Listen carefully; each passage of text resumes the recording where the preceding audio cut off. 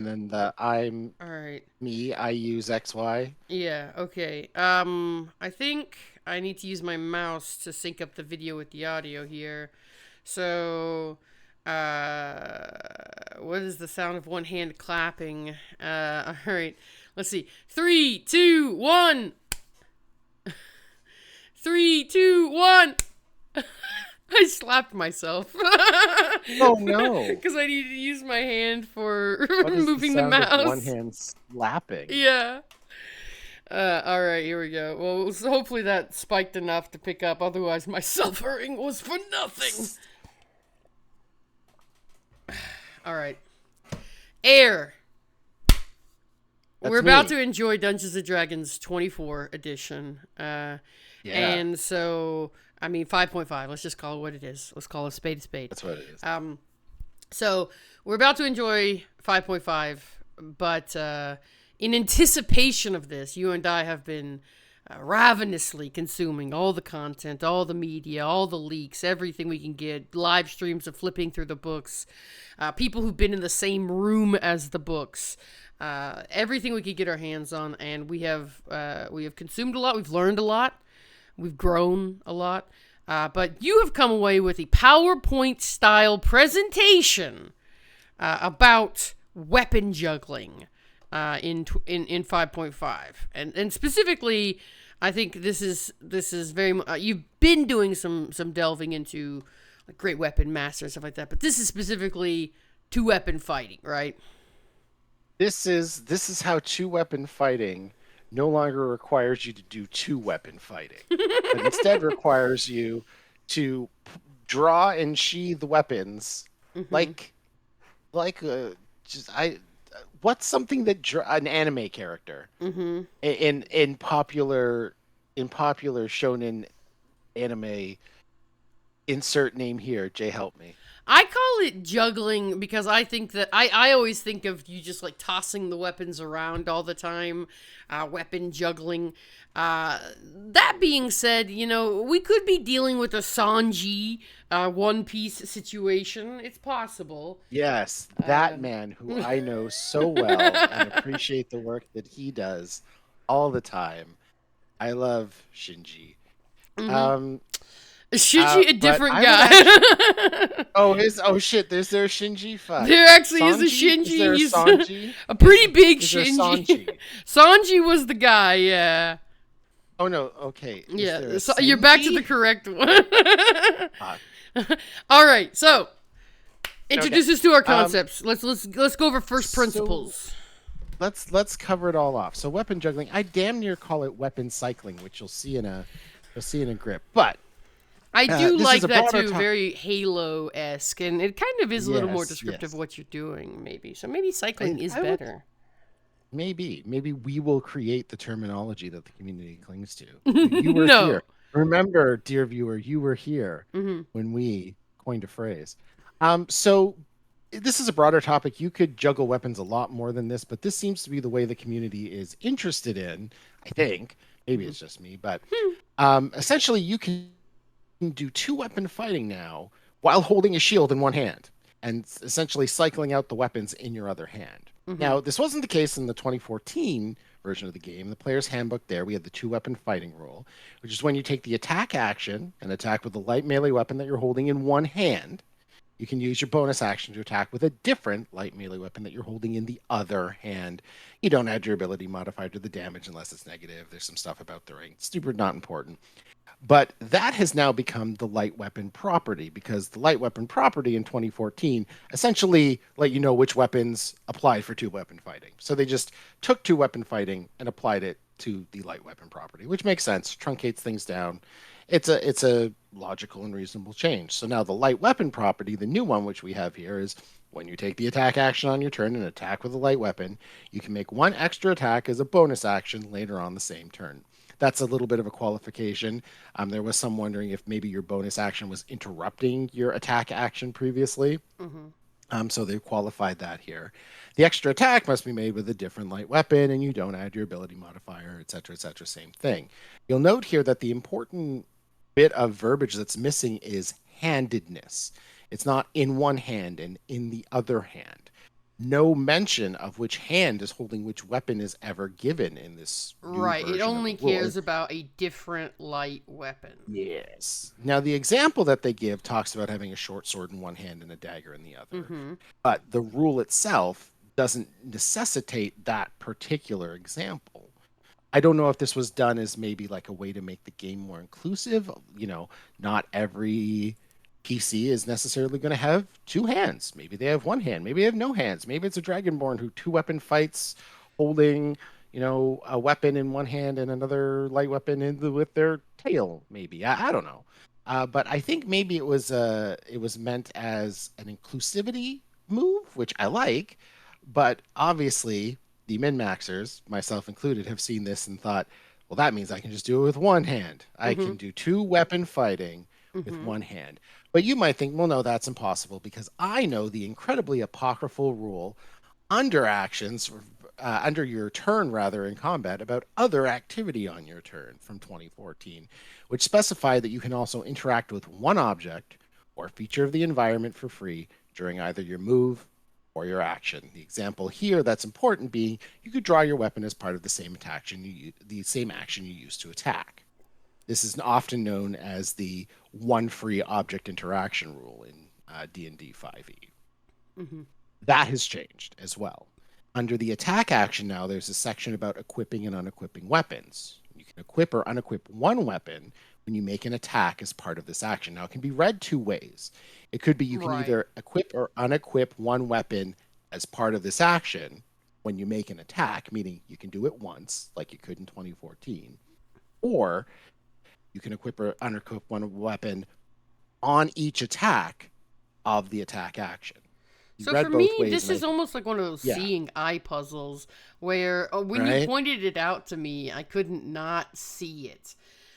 Because it's all in the middle here. When you make an attack as part of this action.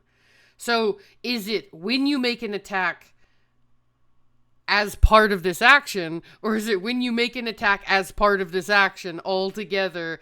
Like when you make an attack as part of this action, each time you can do it, or when you make an attack as part of that action, you can do this thing once. You can do this thing. It's yeah. Once you Super see it, open you to can't unsee it. interpretation. I definitely think the community is leading in the way of one equip or unequip per Well, of attack, course they just are. They want because more attacks with more they want weapons. more. They want more action economy. Which, Hmm. listen, I understand it, but it also supports some other playstyles, like thrown weapon fighting, for example. I Hmm. draw a dagger, I chuck it, and then I can draw another dagger and throw that too. The new weapon mastery system, if you want to use different weapons to leverage their different properties, it makes sense. Like if I get off a topple with my, lance or quarterstaff or whatever, Hmm. I don't want to keep using that weapon because you're already prone. I can't make you any more prone than you already are. I can't start digging a hole and throw you in it.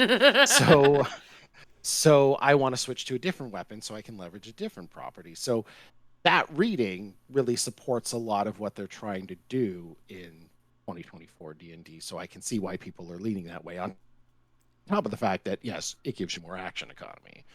I also think that So, if it had been their intention that it was only once per turn, I feel like they would have just said once per turn. I don't mhm. think they would have gone this sort of circuitous route to get there. Now, later, if they realize that this is becoming a problem, Jeremy Crawford will pretend he always intended it to be read that way. But, There was a part of me that wondered if this was maybe an example of a purposefully not obscure, but indefinite rule I think you give them too specifically much so you credit. could. Yeah, I probably do. Uh, so that's the main crux of it Hmm. is So the the situation changes as to we the light currently have is you can draw and stow an item each time you take an attack on your turn. on the And attack you can action draw of your or turn stow, not specifically. draw and stow. But each time That's you correct. attack as Yes, part of the attack action, you can draw or stow a weapon. And the correct. light weapon, which only cares about you using two different light weapons. We're already seeing the interaction here. If you draw and stow two different light weapons, you've used two different light weapons and thus qualify for the light property. Where do shields come in? So let's talk about one last bit of Mm-hmm. new content. Ooh. Something that's super new is the Nick weapon mastery, Mm. which when you make the extra attack of the light weapon property with a weapon that has the Nick weapon mastery, you can make it as part of the attack action instead of a bonus action, still only once per turn.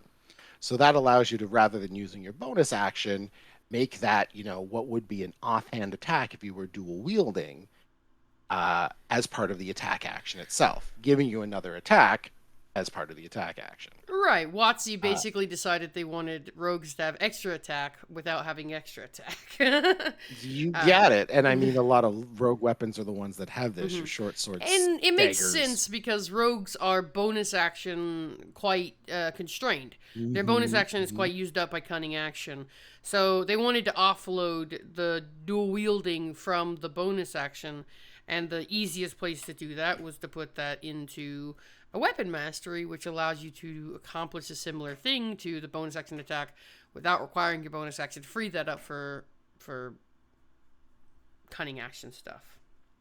There are absolutely some hot to death Mm-hmm. bonus actions across the game, particularly for the rogue. Mm-hmm. Like thief rogues get to use magic items as part of cunning action now. Like there's some really cool stuff that you can do. So yeah, I can see wanting to free it up, especially for your hunter's marks, your hex, your armor of Agathis, which is a bonus action spell now. Like getting all those buffs up is it's nice to free up your bonus action for that. Mm-hmm.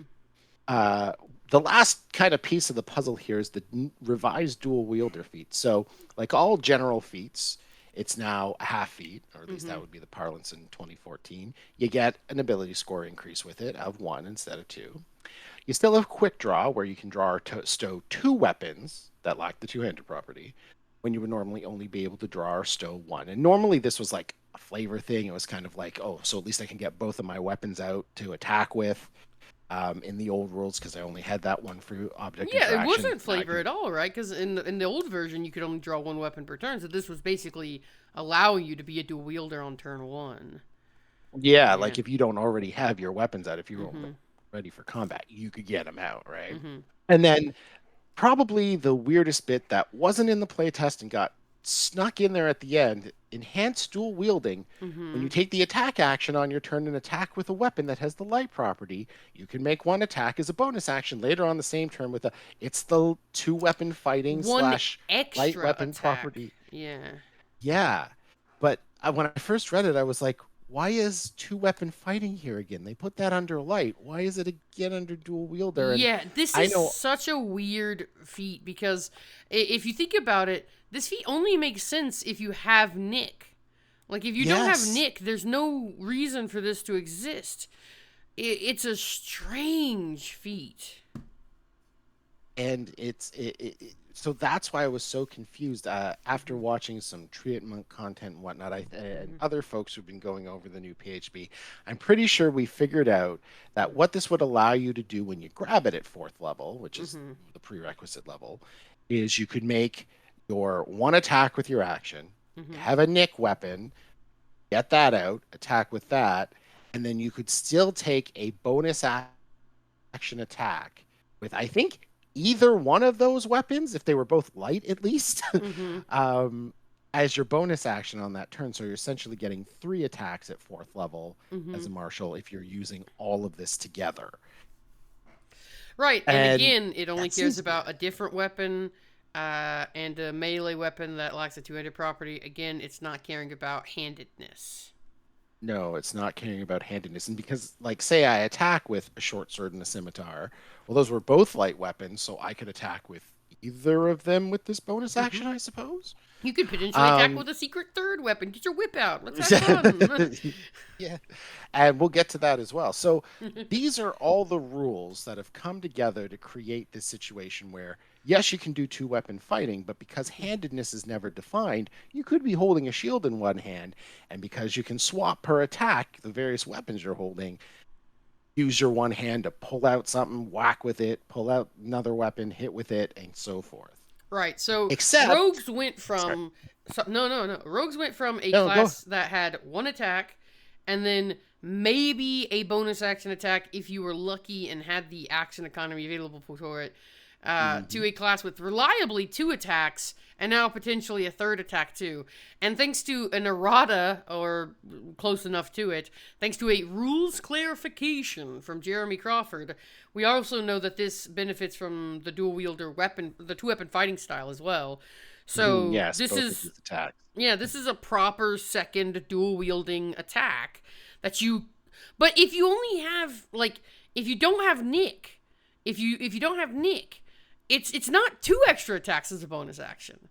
Like Right? like It's like you still can't use your just bonus action for one. the light one and the dual wielder one. You can only still use the one bonus action attack.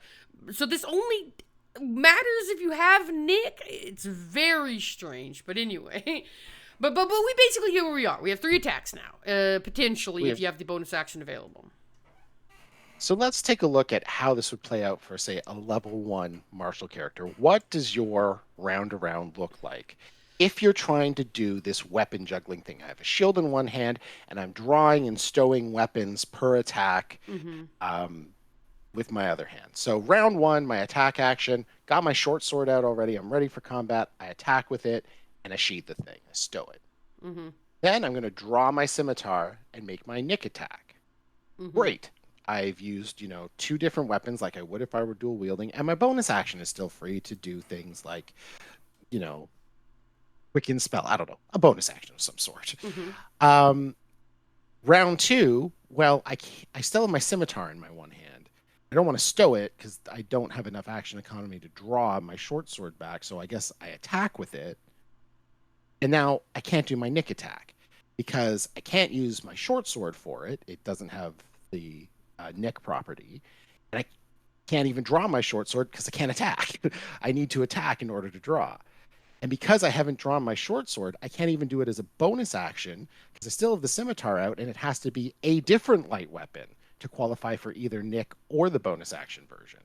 So I've only gotten 1 attack on my quote-unquote 2-weapon fighter by trying to do this juggling. Round 3, draw my short sword, attack with it.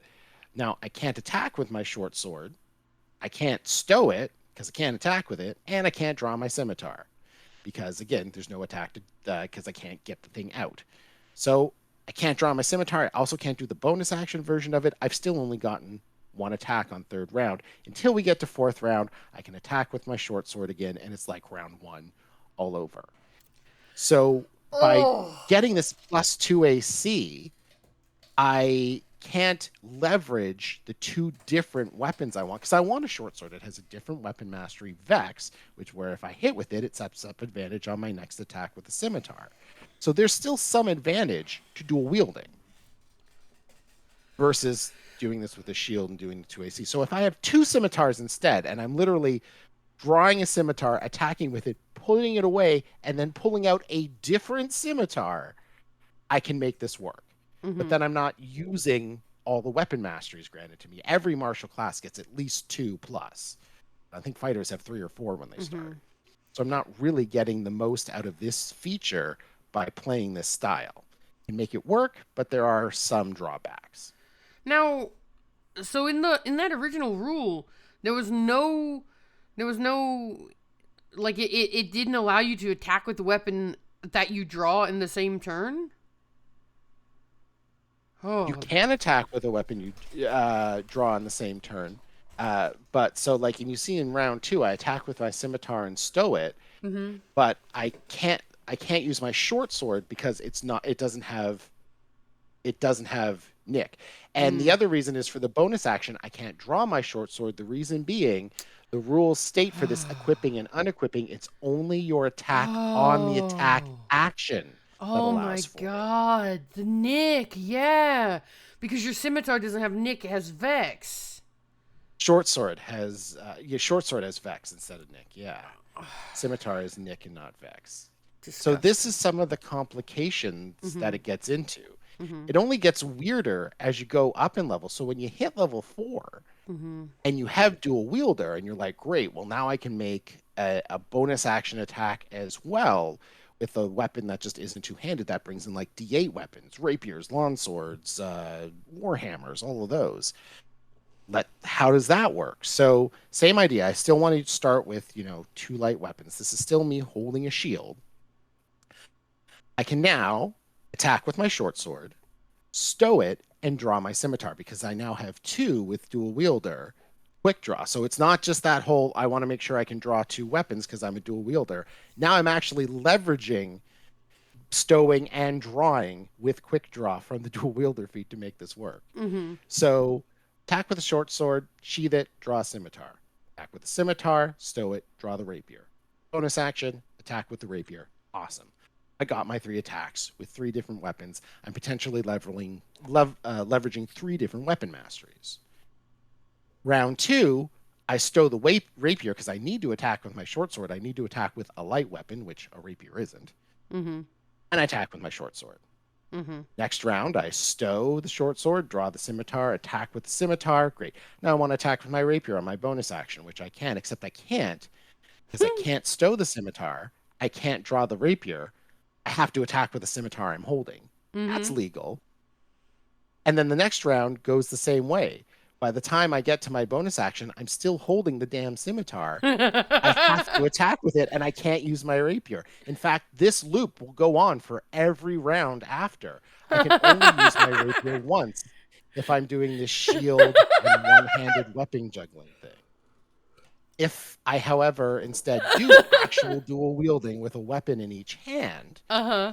I can basically juggle the short sword and the rapier in one hand and keep the scimitar in the other, allowing me to leverage all three of these weapons. And it doesn't need to be a rapier. It could be, a lawn sword for sap or a warhammer for push or whatever I want to Air. use.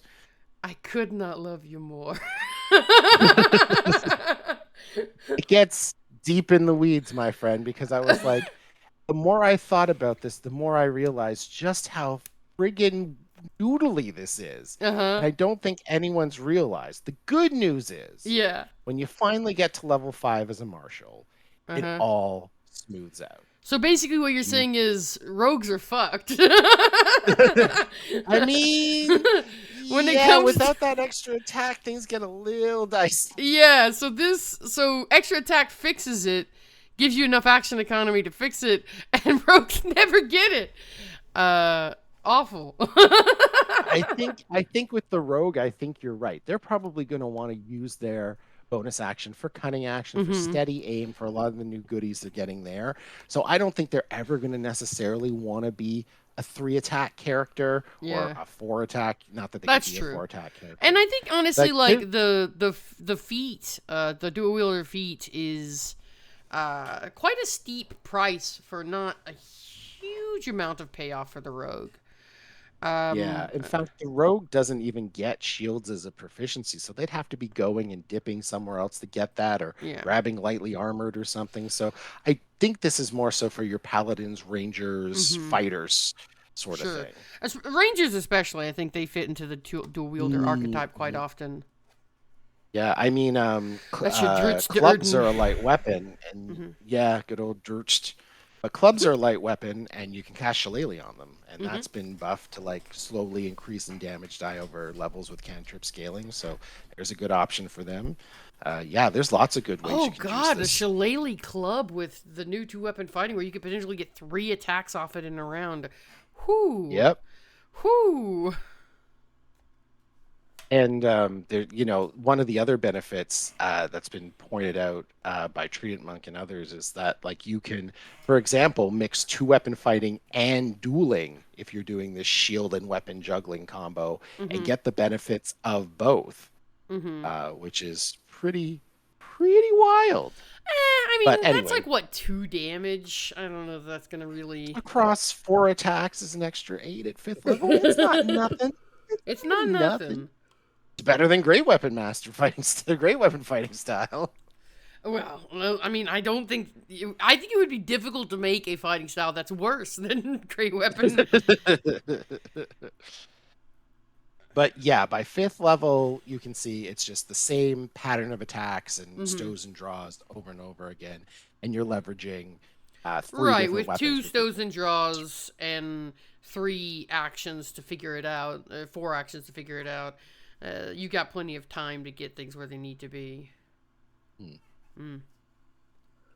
And so this is kind of the melee martial meta Mm-hmm. for like early level D&D, which like this is not something I want to explain to a new player. Hopefully this is nothing that a new player would ever want. My fear is that obviously videos like this and videos with builds featuring this stuff is going to come out, and then people are going to come to the table with this nonsense, and DMs are going to be like, "I'm sorry, you attacked how many times at level 4? What?" And they won't have an explanation like this to explain actually rules is written. The bullshit they just did is somehow legal. I think I mean I genuinely think that the way most tables would run it would just be like, oh, you can draw and stow with each action, and you have 2 draws and stows. I'm sure it all works.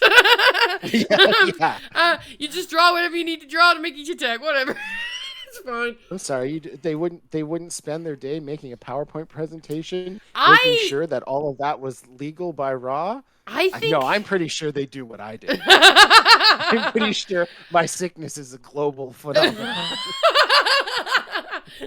I think, first of all, not a sickness, a delight, a joy, Boom. a treasure on this world, a boon.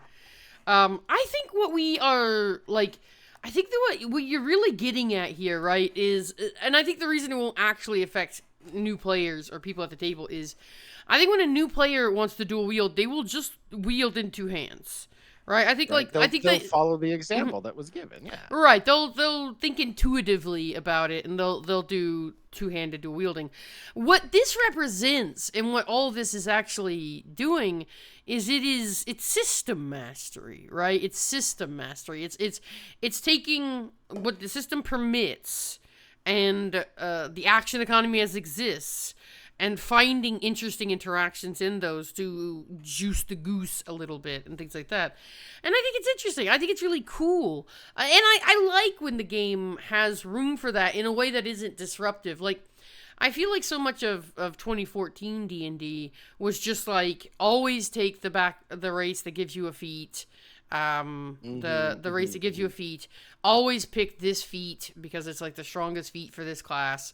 And then by level 4, you have 2 really powerful, like powerhouse feats, and you are just hitting way above the bell curve for your level.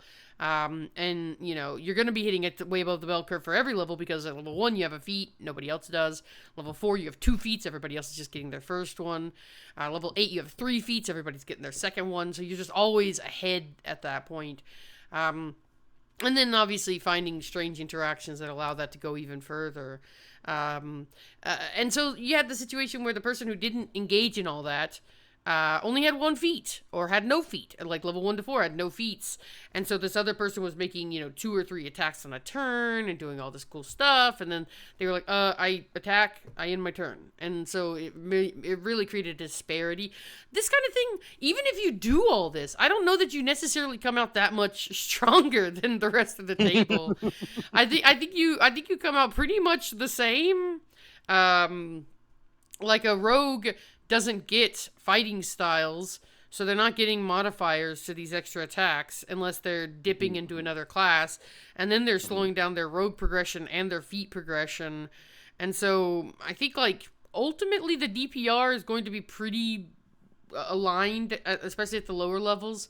Maybe at the higher levels, after everything's online and your whole build is sort of coalesced into a beautiful machine, you start to notice the difference. But at that point, magic items and other stuff are making bigger difference anyway, so it doesn't really matter.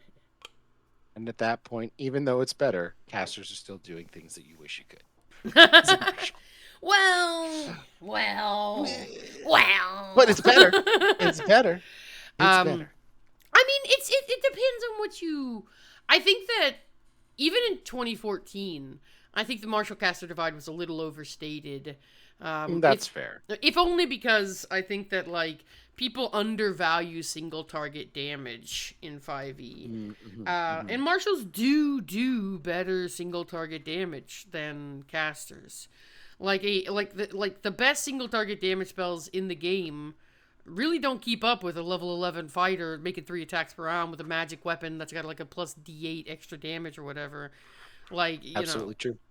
Yep. yeah, I think that, like, and that single target damage eliminates the big threat on the battlefield. Hmm. And so once the big threat's gone, everybody feels the tension of the battle go off. And so the fighter, I often have rounds in my Thursday game due to the very silly things that I've done, giving out horrible magic items, where Matt does 100 damage in a round as a level 15 fighter. And it's goofy. It's goofy. I mean, it's just like just deletes big chunks of an enemy's HP bar. And so I certainly have not felt the presence of a Martial Caster Divide, because then it'll go to the wizard's turn and they'll be like, I use Bigby's hand to do like 25 damage, and then I use a cantrip. And it's like, okay. Now, obviously, there are times where spells shut down an entire battle, but that's an entirely different video. The point is, with this system in place, the difference between using a shield and not using a shield is not as dramatic as people maybe were thinking it was going to be. Where, like, it was just going to be free, you're going to have a shield and dual wield, and every turn it was going to work out. And that's not actually in those the case. early levels, you're making some choices when you're dual wielding versus shield and weapon juggling. I do think that this really brings sword and board kind of at par, at least in early levels. I've done some math, and they seem to be pretty at par with, like, you know, using a big two-handed heavy weapon and great weapon master. So it's nice to see that, you know, there is some parity between these kind of play styles, because it was definitely the case that dual wielding was the redheaded stepchild of melee martial combat in, you know, in 2014, I think. Oh, in 2014, there were basically like two optimal melee two optimal builds for marshals, and one was sharpshooter and the other was great weapon master. Pretty much. And like those were the only two builds that like ultimately worked out. Crossbow expert, sharpshooter on one end, and then great weapon master maybe Great with weapon pole master, arm. polearm master, yeah. Pretty much. Those were the go-tos. Yeah, those were the builds, and like the question became like, oh, am I going to take Pam or Sentinel on this build? You know, like, ooh, let's mix it up a little. Ooh. We might have Sentinel this time, or ooh, maybe we'll go Pam, and maybe we'll get more reliable access to that bonus action. But it was just like those were the only two martial builds, and now what we see is we have Great Weapon Master, we have this dual wielder build, and then we have the grappler charger kind of thing for monks, which is its own sort of path off on the side. It's very strange that monks basically have their own route through feats that's completely disconnected from everybody else's, because they don't want to do anything with the bonus action, because they already have the best bonus action in the game, especially now. So yeah, they're like, but they represent a sort of third path martial, and then fighters and paladins, they're going to be basically making this choice. Like, am I going to be a dual wielder shield guy, or am I going to be a? There's no longer really.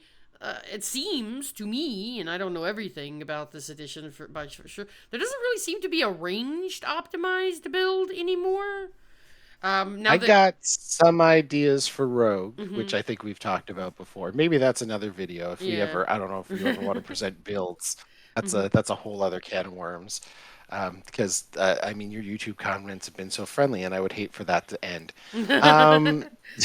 But definitely, I think there's some play for rogues to do like double sneak at range and put up some decent numbers.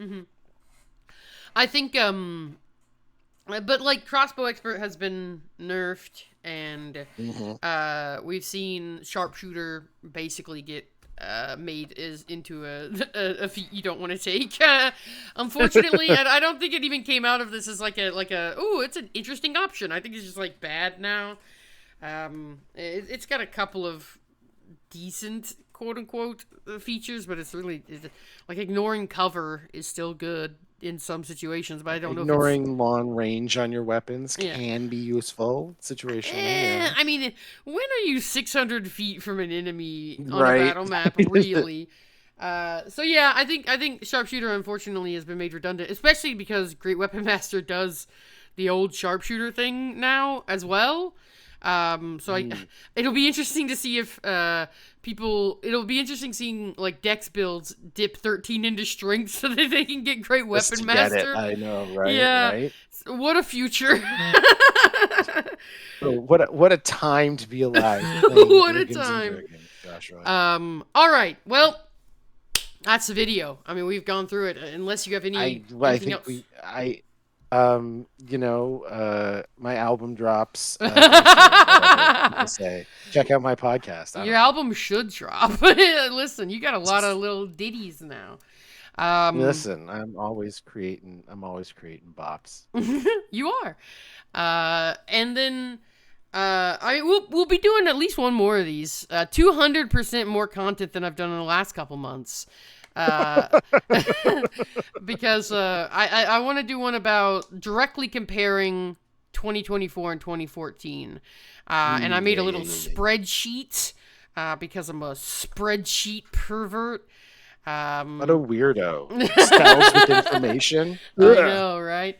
I'm a spreadsheet pervert, so I made a spreadsheet where we're going to directly compare our feelings about 2014 features to 2024 features, because you and I were having an interesting conversation the other day about whether or not the new edition is an improvement or not. Basically, like I think you were kind of having a bit of a panic about like, He's having a crisis of faith. yeah, is the new edition good?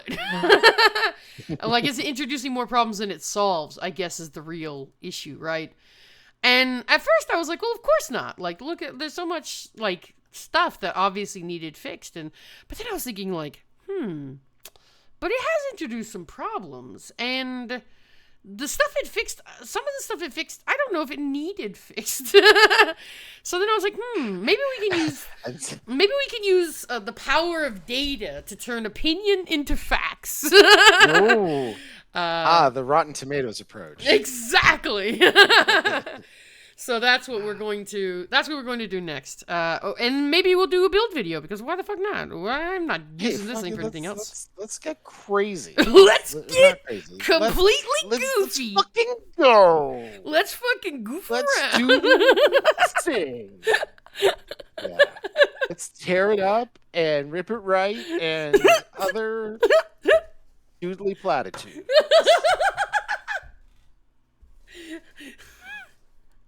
Okay, I think we did the video.